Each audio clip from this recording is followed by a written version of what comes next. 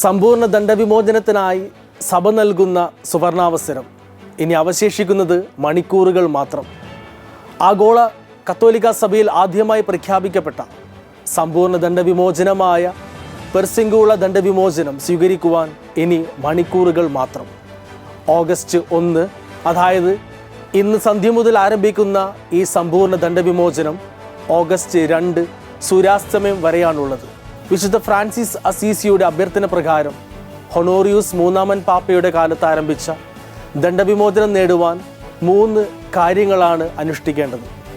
ഒന്നാമതായി, ആഗസ്റ്റ് 2 മുൻപ് നല്ല കുമ്പസാരം നടത്തുക.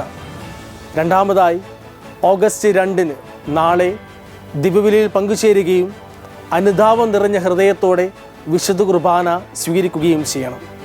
മൂന്നാമതായി, അനുതാപവും ഭക്തിയും നിറഞ്ഞ ഹൃദയത്തോടെ ദേവാലയത്തിൽ നിന്ന് പാപ്പയുടെ നിയോഗങ്ങൾ സമർപ്പിച്ചുകൊണ്ട് ഒരു സ്വർഗസ്ഥനായ പിതാവും വിശ്വാസ പ്രമാണവും ചൊല്ലി പ്രാർത്ഥിക്കണം.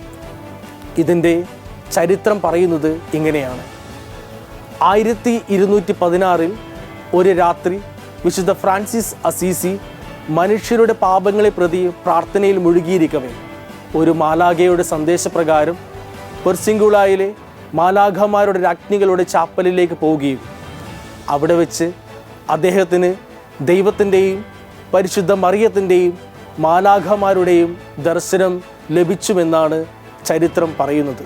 ആത്മാക്കളുടെ രക്ഷയ്ക്കായുള്ള നിന്റെ ആഗ്രഹത്തെ പ്രതി ഞാൻ എന്താണ് ചെയ്യേണ്ടത് എന്ന യേശുനാഥൻ്റെ ചോദ്യത്തിന് പ്രത്യുത്തരമായി ദേവാലയത്തിൽ പ്രവേശിക്കുന്നവർക്ക് സമ്പൂർണ്ണ ദണ്ഡവിമോചനം ലഭിക്കണമെന്ന് ഫ്രാൻസിസ് അസീസി അഭ്യർത്ഥിച്ചു. അദ്ദേഹത്തിൻ്റെ ആവശ്യം യേശു സാധിക്കുകയും മാർപ്പാപ്പയോട് ഇതേപ്പറ്റി പറഞ്ഞ് അംഗീകാരം നേടുവാൻ ആവശ്യപ്പെടുകയും ചെയ്തു. ഇതുപ്രകാരം ഹൊണോറിയൂസ് 3-ാമൻ പാപ്പയോട് സംഭവിച്ച കാര്യങ്ങൾ ഫ്രാൻസിസ് അസീസി പറയുകയും ചെയ്തു. വേണ്ട തെളിവുകൾ ലഭിച്ച് ബോധ്യപ്പെട്ട പാപ്പ ഇതിന് അംഗീകാരം നൽകുകയും ചെയ്തു. തുടർന്ന് മാലാഖമാരുടെ രാജ്ഞിയുടെ തിരുനാളിനോടനുബന്ധിച്ച് ആഗസ്റ്റ് 1 അർദ്ധരാത്രി മുതൽ ആഗസ്റ്റ് 2 അർദ്ധരാത്രി വരെയുള്ള സമയത്ത് ദേവാലയത്തിലോ ഏതെങ്കിലും ഫ്രാൻസിസ്കൻ ദേവാലയത്തിലോ കുമ്പസാരിച്ചൊരുങ്ങി വിശുദ്ധ കുർബാന സ്വീകരിക്കുകയും പാപ്പയുടെ നിയോഗം സമർപ്പിച്ചുകൊണ്ട് ഒരു സ്വർഗസ്ഥനായ പിതാവും വിശ്വാസ പ്രമാണവും ചൊല്ലുന്നവർക്കാണ് പൂർണ്ണ ദണ്ഡവിമോചനം ലഭ്യമാകുക.